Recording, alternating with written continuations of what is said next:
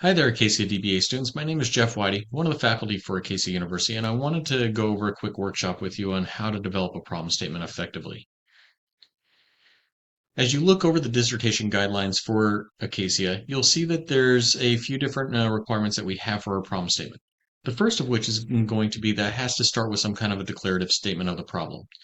We have to really understand what that problem is and why it's the crux of exactly what we're trying to solve within our business study. We're going to be using our background of the study to really focus on this, and we want to talk about things such as if it's not known to a certain extent or degree, kind of quantitative focus, or if it's not known how or why, kind of a qualitative focus. We also want to focus specifically on a population of interest within the affected problem. Having a very broad population will make it very difficult for you to do your research. We need something that's going to be tailored down to the individuals that you're going to be focusing your research on. So your problem statement needs to reflect on that population of interest. We also have to discuss what kind of a unit of analysis that we're going to be doing. For qualitative studies, this might be discussing how a phenomenon is being studied. For a quantitative study, this is going to be discussed in terms of your variables and your variable structure, such as is it operational or measurement based? And then also, it's important to discuss the important scope and opportunity of the problem and how we're going to address that problem within our problem statement. And this all has to be contained within one paragraph. So as you can see, it's going to be a lot of information boiled down into a very concise paragraph that's going to give the readers and the audience a very true reflection of what you're looking at doing for the rest of your concept paper, proposal, and dissertation. Now, if you want to look at the recipe for making a great problem statement, there's really 5 areas that you're looking at. First is specificity. You have to really specify what your population, your region, your market, your industry that you're focusing on. It cannot be broad-based. If it's too broad, again, you're not going to be able to address it with your research. Now, your research may be trying to focus on something that's a broader scope for an industry or a population, and that's fine that we can look at that later on in our future research or our conclusions.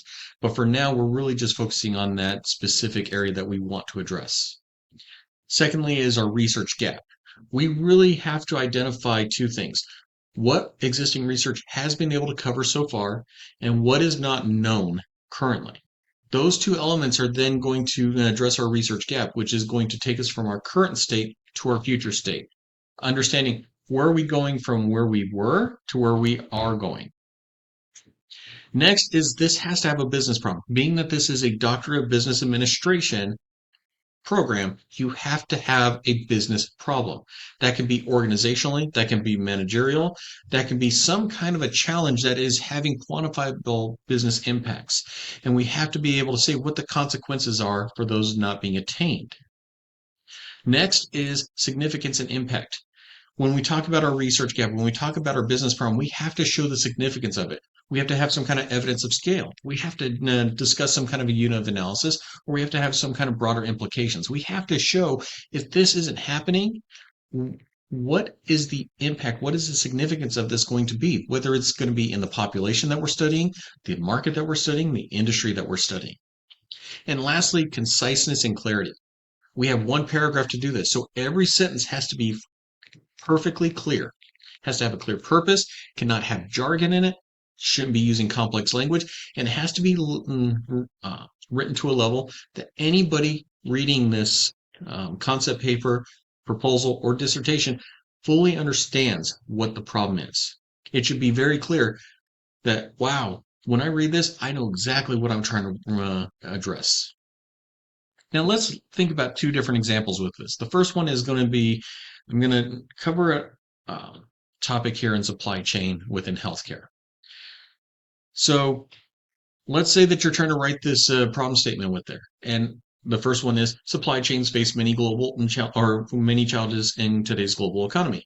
Companies need to be more resilient and better prepared for disruptions. This research will study how organizations can improve their supply chain operations to better handle crisis. Now, thinking about this problem statement, there's a few issues that we have here. First is there's no specific population, region, or industry really covered. Second off is there's no clear gap identified. Okay, What is the gap in global economy right now? How do we, or what is the supply chain operation gap that we're trying to identify? We don't see it. We also don't see any significance or impact. Great. If there's this issue within our supply chain operations, what happens if we don't fix it? Is there going to be some kind of an impact? Has there already been an impact? Ultimately, this is just very vague and generic. It's too broad. So let's refine it a little bit, see how we're doing. So let's say we go, okay, healthcare organizations in the United States experienced a significant supply chain disruption during the COVID-19 pandemic. Many hospitals struggle to obtain personal protective medical equipment and other critical supplies. This research will examine supply chain resilience in U.S. healthcare. So it's a little bit better. We were able to discuss where we're looking at doing it. We're discussing an industry, and we're discussing kind of a time period. But we're still not really hitting that research gap. So what is the gap there? How do we know that something happened? What do we mean by supply chain disruptions? Is it too broad to say healthcare organizations? Does that include hospitals, clinics, behavioral health, dentistry, pharmaceutical, laboratory? What area? Also, is it too broad to just say United States? Should we be focusing on a specific region? Also, so what? Why does this matter, especially from an academic standpoint? So we want to dig in a little bit deeper on the next example as well. So let's think about a really decently written problem statement that's now approaching the standards here at Acacia.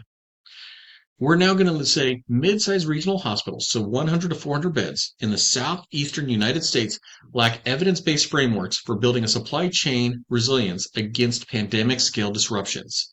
While existing research addresses supply chain risk in large integrated health systems and manufacturing sectors, there's a critical gap in understanding how those resource-constrained regional hospitals can implement cost-effective resilience strategies without the economics of scale available to larger systems. This gap is particularly significant given that regional hospitals serve almost 60% of the rural populations and experience 40% higher supply chain shortages during COVID-19 compared to urban academic medical centers, directly impacting their patient care and community health outcomes in underserved populations. Now, I didn't put citations in this trying to make it short enough for the slides, but you'd want to put your citations in here to help support where you're getting these information from, especially things such as your impact, such as the serving of 60% of the rural populations, 40% of the higher supply chain. But with that said, think about what went well here. First off, we really narrowed down on our population, our region, and our industry. Our specificity was good. We're talking about just mid-sized regional hospitals in rural southeastern United States, and we're specifically talking about the healthcare, mainly in the supply chain management area of hospitals, in rural and critical access hospitals. The gap is research doesn't exist for those regional hospitals. There's research for large systems, there's research for manufacturing, but there's really no evidence out there specifically tying for the regional hospitals itself. And what's our impact? Well, we talk about 60% of the rural population is served by these regional hospitals and 40% higher shortage rates during COVID than other health systems. So we talked about this impact and the severity on the rural populations, and we talked about the impacts and the shortage rates within supply chain. Both of these are having direct consequences on patient care and the community health. So that's one example, really trying to show how we go from being very broad, very generic, scaling it down to getting us a little bit more information in that second example where we had some region experience or area discussed. We had a little bit of a population discussed, but we still didn't have that specificity and we still didn't have that impact. Now that we got into this third example, you can really start to see how we've now tailored it into being very specific on our population, very specific on our region, very specific on our industry, very specific on our business impact, and very specific on our research gap. So that's how we start digging it down. Our next example is going to be on educational technology. So, first example, students struggle to stay engaged with online learning platforms. Education and technology has become increasingly important in modern education, This research will explore ways to improve student engagement in digital learning. Okay, this is more focused on a pedagogical problem and not a business problem. Yes, it's important for students to learn, but what impact does that have on the education systems if we don't get them to learn? We don't have an organizational context. Again, kind of like before when we just talked about supply chain management, we didn't really talk about whose supply chain management. We didn't talk about those things. Same thing here. Which educational group are we talking about? Primary education, secondary education, adult learners? Don't say. And we don't have any of that specificity that we need as that main ingredient. We are not talking about what population, what region, what industry we're really focusing on, and we're not really focusing on the impact and significance of this as well. So let's go down a level. Let's see if we can get this to look better. Second option, or second one, we're talking about community colleges are experiencing declining enrollment and retention rates in their online programs. Many institutions have invested heavily in learning management systems and digital content, but student completion rates remain low. This research will examine the factors affecting online program performance at community colleges. Well, it's better. We've talked about a population with community colleges. We talked about a business problem in the element of declining enrollment and retention rates. It's still a little bit lack in terms of our impact and our significance. So what's the declining enrollment rates? What's the declining retention rates? We really don't see a gap as well, again, because we don't have that significance and that clarity in there. And we also don't know exactly what kind of programs that we're trying to focus on with this. So let's go one more level down and try to get a much deeper problem statement that will be effective. So regional community colleges in the Midwest are offering online workforce development programs facing a declining revenue and unsustainable customer acquisition costs, with average student acquisition costs increasing almost 127% since 2020, while course completion rates remain below 45%. While research exists on learning engagement strategies and educational technology adoption in traditional degree programs, there's a critical gap in understanding how community colleges can achieve financial sustainability in non-degree workforce training markets where they compete directly with private educational technology companies that operate at a significantly lower cost structure. This gap is particularly significant as these institutions provide workforce training for over 2.3 million adult learners and serve as the primary upskilling pathway for low-income and minority populations, yet 38% of community colleges reported operating deficits in their continuing education divisions in 2024, threatening program viability and regional economic mobility.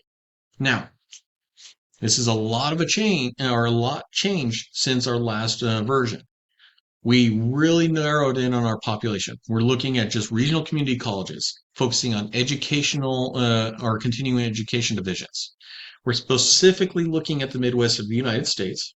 We're specifically looking at online workforce development or non-degree education. We're looking at the gap. We have a lot of research on traditional education.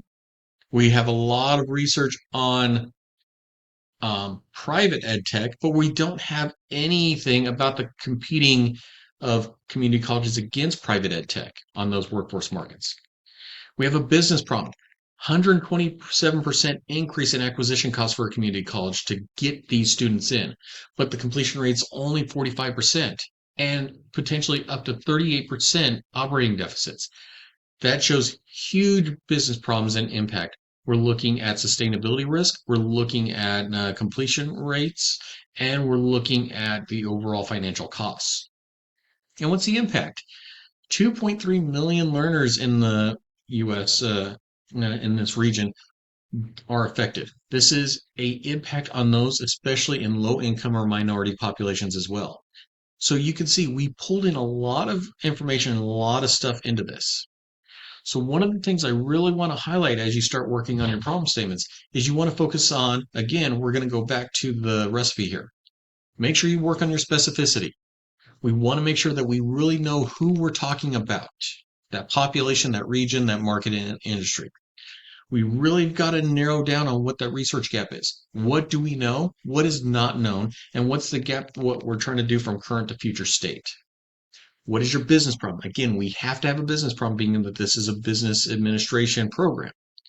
So what is the quantifiable impacts on business? What's the consequences of not attaining it? Is it an organizational or managerial challenge? Focus on those things. We have to be very clear on our significance and impact. What's going to happen if these things don't go through? What are those implications? Who are affected? How is it affected? To what extent is it affected? That's what we're looking at. And lastly, we got to make sure we're concise and clear on this. One paragraph. Every sentence has a purpose. No jargon, no complex language, and anybody can understand reading it. I hope this little short video helps give you a little bit of an insight about what really goes in to make a good problem statement. And if not, please reach out to your instructors and let them know how you can get more feedback on really embracing the challenges that you're having and formulating your problem statement to make it better and to really be that foundational element of your concept paper, your proposal, and your dissertation.